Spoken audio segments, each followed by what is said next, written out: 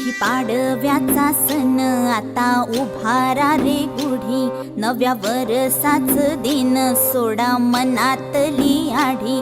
गेलं साली गेली आढी आता